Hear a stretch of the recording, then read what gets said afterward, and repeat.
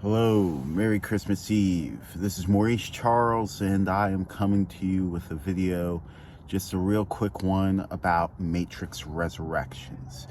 And this is the very silly stuff that was in my mind. Just kind of why I've been in between, like, taking it up and throwing it down, because the audience can be very scathing as well, so scathing that we don't really talk about what we saw. So in the beginning scene, when Bugs sees the Echo, not Trinity, running across the rooftops, there is a sign in Spanish that says "Siempre la mierda," which is almost a joke to what was over the Oracle's window, which was "Know yourself." But this time it's "Know your shit" or "Know your fuck." But it kind of translates in between both.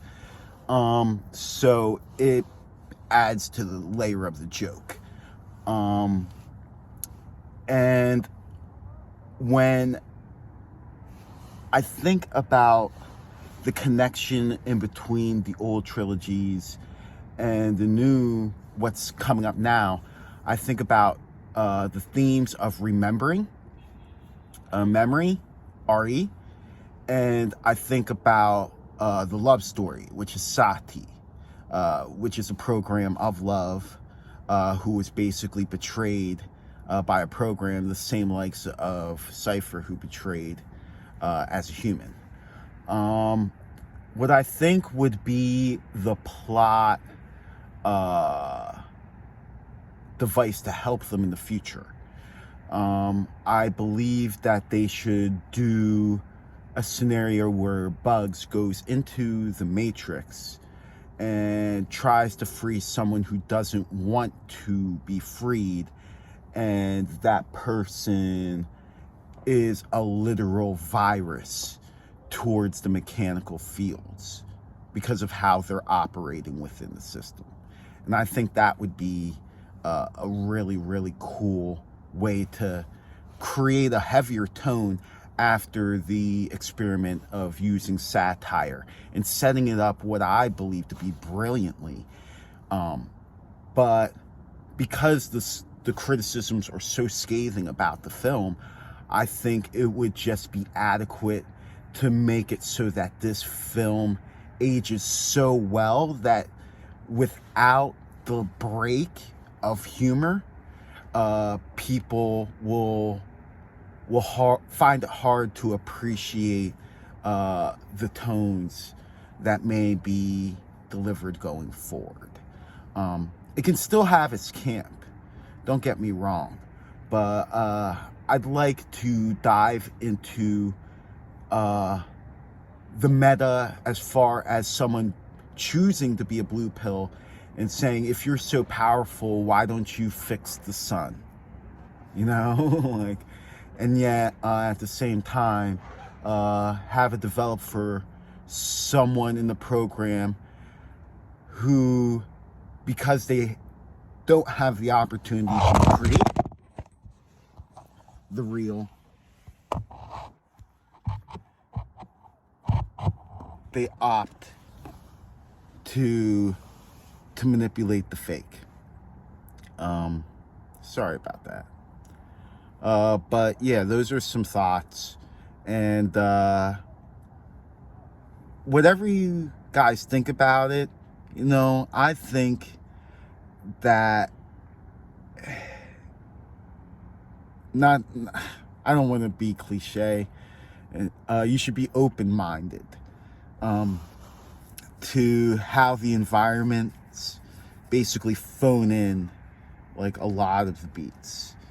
And while it's a scathing commentary on what followed, like the Columbine, so it's like it's not as violent anymore, and just like addressing the transitions as far as Lana and Larry's, excuse me, I forgot,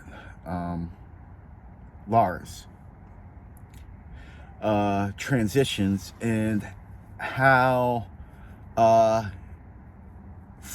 writing what you know, writing yourself in, how someone may see you reflects how the system acts or treats you. And that's a tone I think that I feel can offer some more dramatic tone into the franchise. And you have some very gifted actors and actresses, as far as Hedwig, NPH, Groff. I do want to see the Merovingian come back. I would like to see the human, who is technically the virus in my scenario, to be the individual who has the literal Oracle's eyes, and it becomes a battle in between time, more in the real world, to obtain them. And it would be cool if the imprint is received by the Merovingian and the analyst first. And it's like an eye for an eye. And then Smith and Neo have to really measure out their yin-yang. And how that works. How the bypass works. In Matrix wirelessly, because they did it like via connection in the real world, but they didn't necessarily show everything as it was moving along, how Trinity stayed connected into the Matrix as she was transported out. So those were my meta nitpicks. All right, well, hope you enjoyed my review, and I'll talk to you later about Licorice Pizza. Peace.